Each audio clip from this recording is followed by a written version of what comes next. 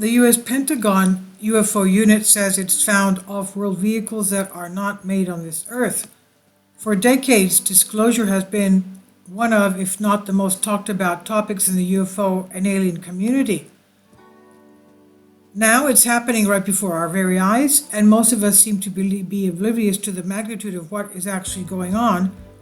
A consultant for the Pentagon UFO program is speaking out about retrievals from, quote, off-world vehicles not made on this Earth, end quote. Eric W. Davis, an astrophysicist who worked as a subcontractor and then a consultant for the Pentagon UFO program since 2007, told the New York Times he gave a classified briefing to a Defense Department agency as recently as March about the alleged off-world vehicles. He also gave classified briefings on retrievals of unexplained objects to staff members of the Senate Armed Services Committee and the Senate Intelligence Committee last October. Instead, it had been mostly cast aside as an afterthought in a time of coronavirus hysteria.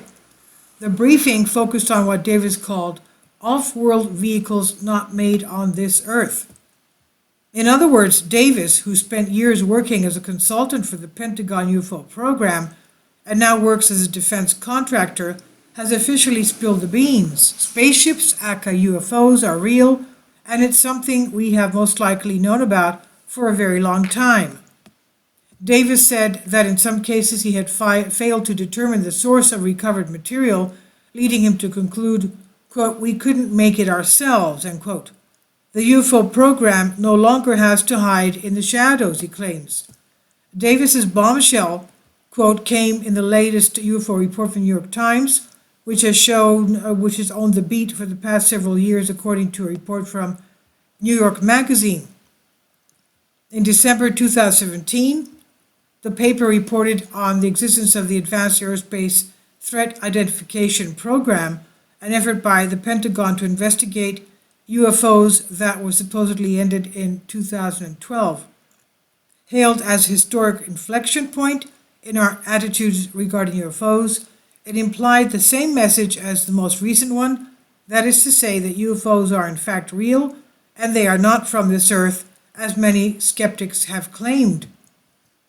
Though the Pentagon had said it disbanded a program to investigate unidentified flying objects, the Times reported that investigations into encounters between military pilots and unidentified aerial vehicles, what we call UFOs, continue under a renamed program, the Unidentified Aerial Phenomena Task Force, inside the Force of Naval Intelligence.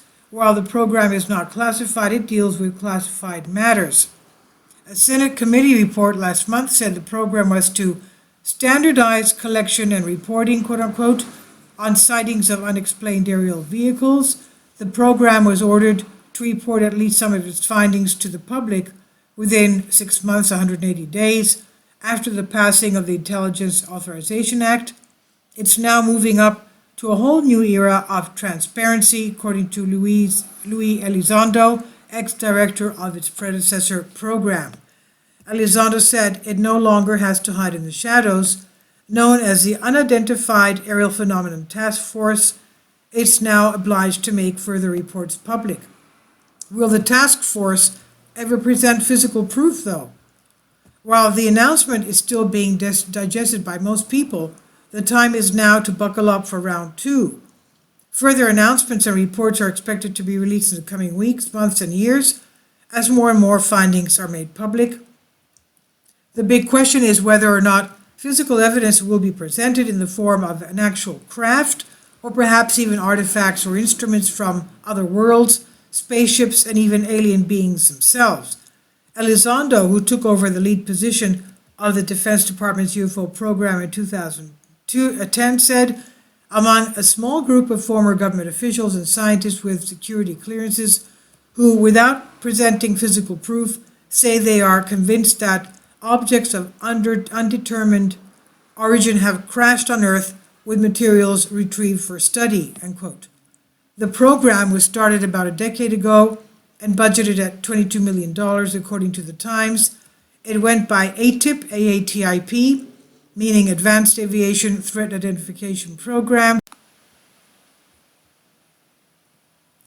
It went by ATIP, and it has also been referred to as the Advanced Aerospace Threat Identification Program. And this is on Collective Spark, Myth and Mystery. Please leave your comments. Thank you for your support. Kindly support my Patreon account. The daily posts are 5 videos daily, and they are totally different from what I have on my YouTube channel. Thank you so much for your support and that you find all my content so interesting. You'll find the Patreon account details in the description box below.